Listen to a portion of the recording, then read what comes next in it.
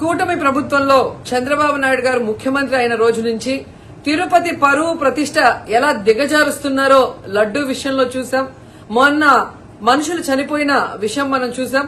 ఈ రోజు deputy mayor ఎన్నికల్లో ఏ విధంగా మేయర్ మీద గాని, అలాగే వచ్చిన కార్పొరేటర్ల మీద, అలాగే దళిత ఎంపీ మీద దాడులు చేయడం మనం కళ్ళారా చూస్తున్నాం. ఒకవైపు వైఎస్ఆర్సీపీ నాయకులు మాకు అవసరం లేదంటూనే చంద్రబాబు నాయుడు, లోకేష్, మరోవైపు తమ నాయకులతో ఏ విధంగా కార్పొరేట్ల మీద, బస్సు మీద, అలాగే మేయర్ మీద, ఎంపీ గారి మీద దాడి చేశారు, రాళ్లతో కొట్టారు, బూతులు తిట్టారు, కొంతమందిని కిడ్నాప్ చేసి తీసుకెళ్లడం మనం కళ్ళారా చూస్తున్నాం.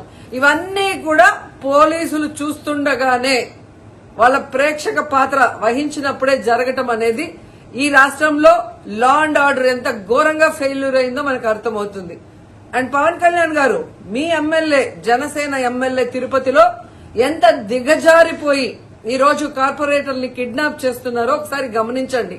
నిజంగా మీరు చెప్పుకున్నట్టు చంద్రబాబు నాయుడు, లోకేష్, పవన్ కళ్యాణ్ మాకు 93% సీట్స్ వచ్చినాయి మొన్న ఎమ్మెల్యే, ఎంపీ ఎలక్షన్ లో అన్నారు. మీది ఈవీఎం గెలుపు అని అందరూ కూడా అనుకున్నారు. అదే నిజం అనేది ఇక్కడ మళ్లీ ప్రూవ్ అయింది. ఎందుకంటే నిజంగా ప్రజల ఓట్లతో మీరు 93% సీట్లు సంపాదించుంటే ఈ రోజు ఒక డిప్యూటీ మేయర్ పోస్ట్ కి ఇంత రాద్ధాంతం చేసి, ఈ విధంగా రౌడీజం, గుండాయిజం చేసి కిడ్నాప్ చేయాల్సిన అవసరం ఉందా అని నేను అడుగుతున్నా. మీకు దమ్ము, ధైర్యం ఉంటే, ప్రజలు మీ పక్షాన ఉన్నారు, మీ ప్రభుత్వం సక్రమంగా పనిచేస్తుంది, ఇచ్చిన హామీలు నెరవేరుస్తుంది అని మీరు నమ్ముంటే ఈ కార్పొరేటర్లతో రాజీనామా చేయించి మీ గుర్తు మీద గెలిపించుకొని మీరు ఎన్నికలు జరిపించుంటే ప్రతి ఒక్కరు మిమ్మల్ని శభాషను ఉంటారు. కానీ ఇక్కడ జరిగే ఒక డిప్యూటీ మేయర్ ఎన్నికలకే ఈ విధంగా ఒక మహిళని చూడకుండా మేయర్ ని ఏ విధంగా హ్యూమిలేట్ చేస్తున్నారు, ఆమె మీద దాడి చేస్తున్నారు, అలాగే ఒక దళిత ఎంపీ గురుమూర్తి గారి మీద ఎలా బూతులతో తిట్టి దాడి చేస్తున్నారో టీవీలో అందరూ గమనిస్తున్నారు. సో మీరు ఫెయిల్యూర్ అయ్యారు. ఈ 7 నెలల కాలంలో ప్రజలు మిమ్మల్ని అసహించుకుంటున్నారన్న విషయం తెలిసి ఇలా దిగజారుడు రాజకీయాలు, రౌడీ రాజకీయాలు చేయాలనుకోవటం నిజం కాదా నేను అడుగుతున్నా.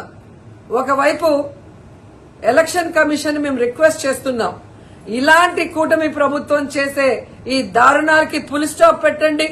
ఎవరైతే ఈ రోజు దాడి చేశారు, బూతులు తిట్టారు, కిడ్నాప్ చేశారో ఆ తెలుగుదేశం, జనసేన నాయకులందరూ కూడా టీవీల్లో కనిపిస్తున్నారు.